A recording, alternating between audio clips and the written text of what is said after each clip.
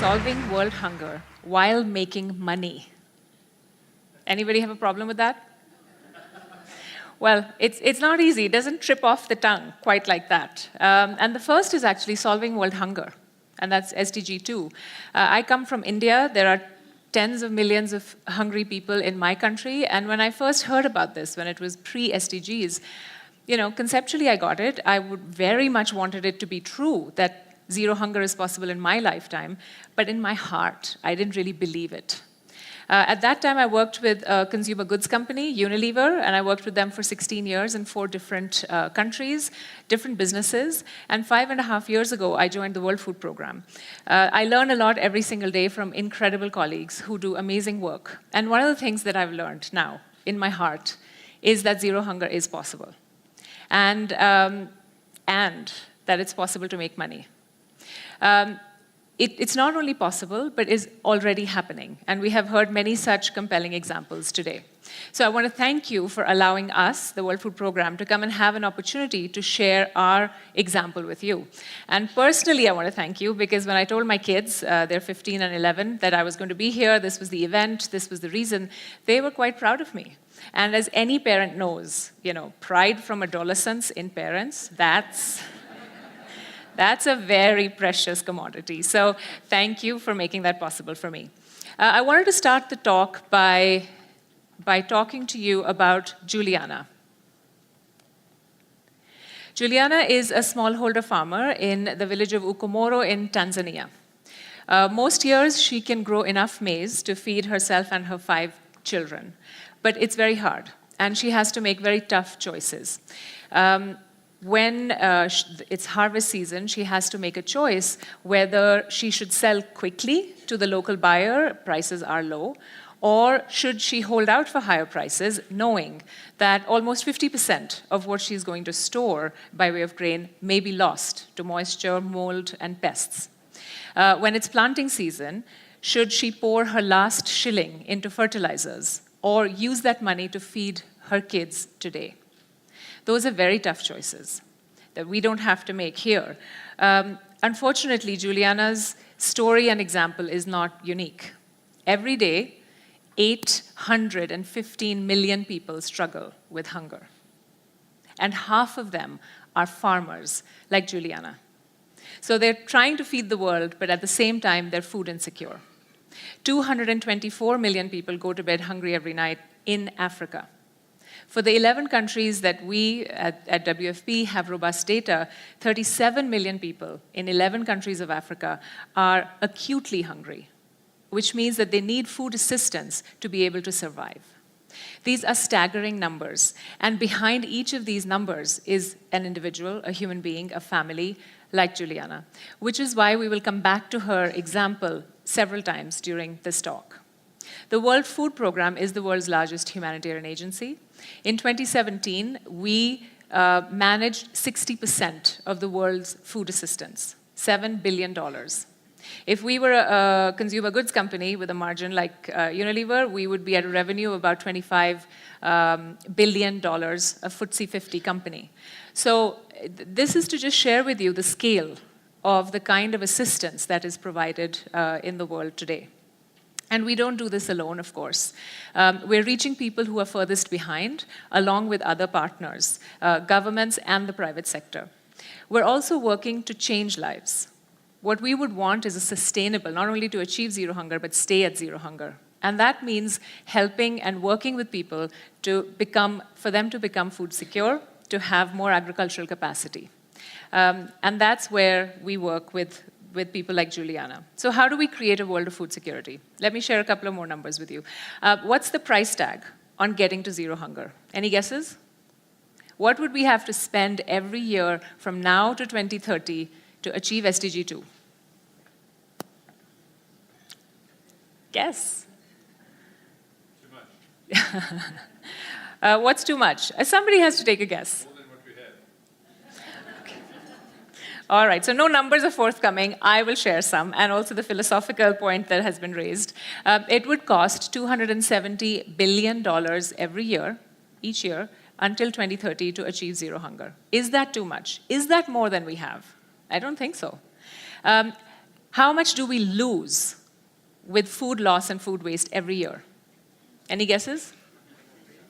$750 billion every single year. Way more than what it would cost to achieve zero hunger. That's the food produced but lost, either on the plate or on the way from farm to market. What's the loss to the world's economy with malnutrition and hunger? That's definitely more than we have, or more than my mind can compute, because it's $3.5 trillion.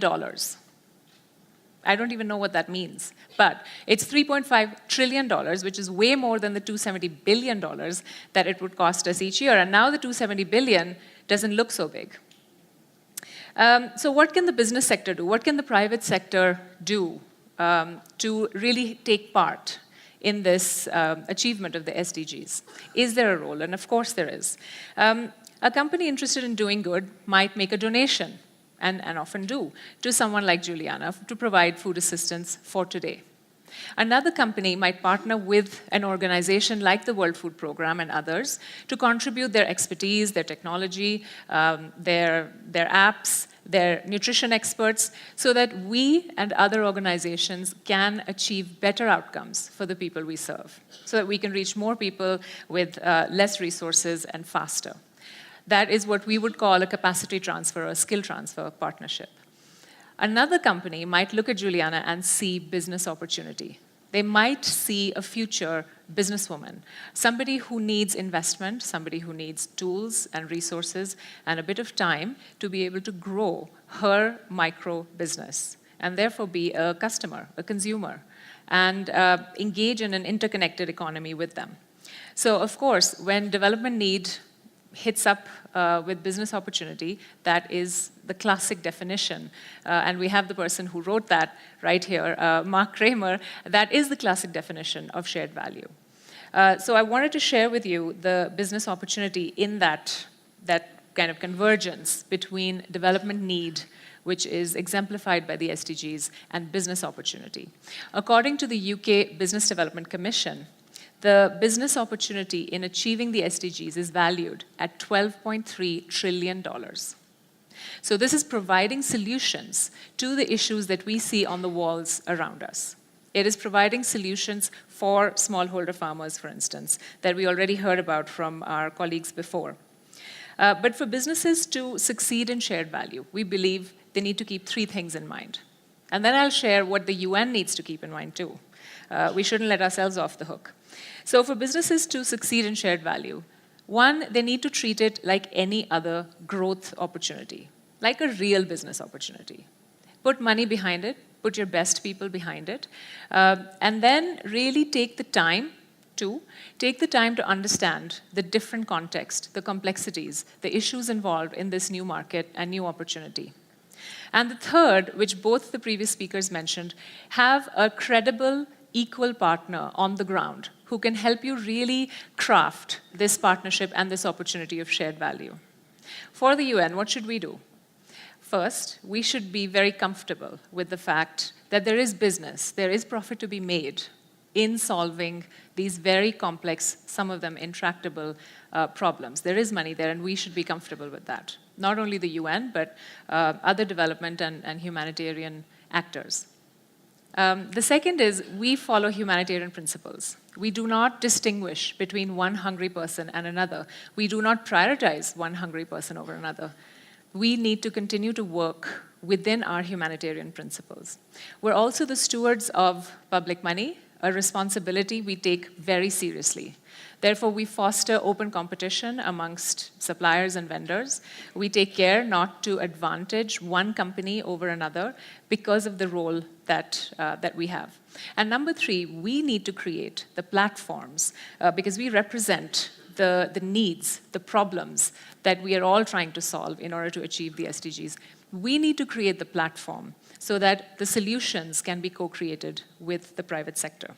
So there are three things for business, three things for the development sector. So we've touched upon some of the threads of the SDGs, the principle of shared value, some of the causes of food insecurity. Now I just want to share with you one real-life example before I finish. And this is the Farm to Market Alliance. There was the Farm to Flame, and ours is the Farm to Market. What WFP did was convened a set of public sector entities, as well as private sector companies, to work with smallholder farmers in order to increase food security. What is our role in this alliance? Why WFP? We are uniquely positioned with deep local market knowledge, with our clear mandate of zero hunger, with our relationship with governments, relationships with the communities that we serve, and our ability to create a systemic ecosystem that can really help the farmers succeed.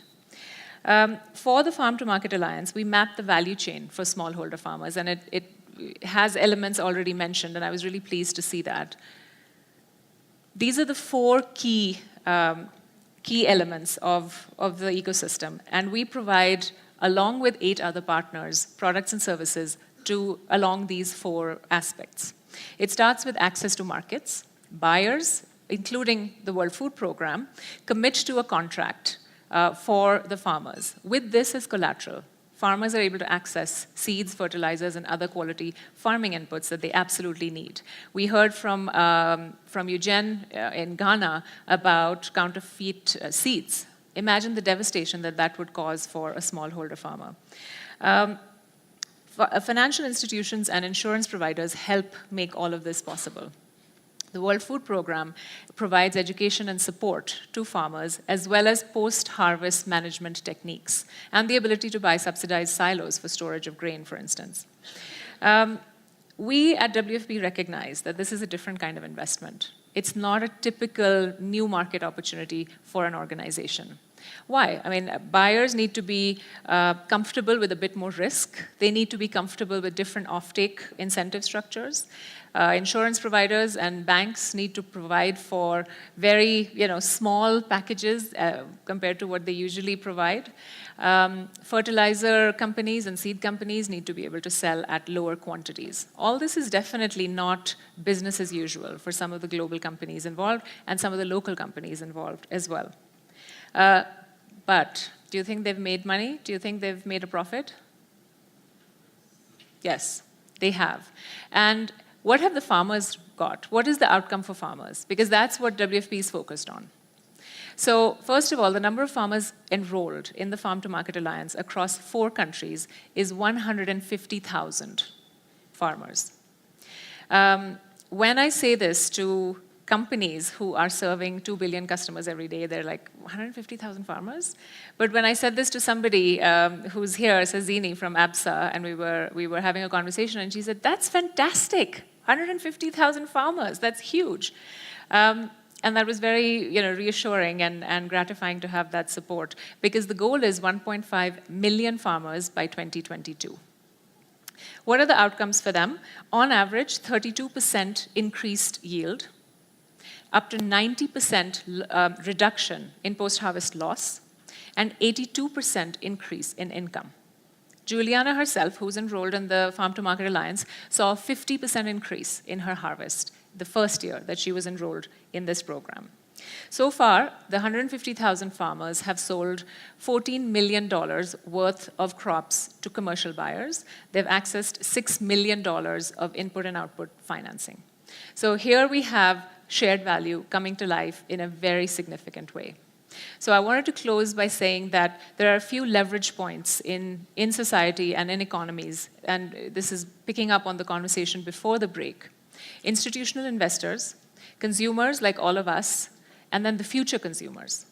All of us need to be holding institutions accountable for how we are creating shared value that's inclusive for everybody.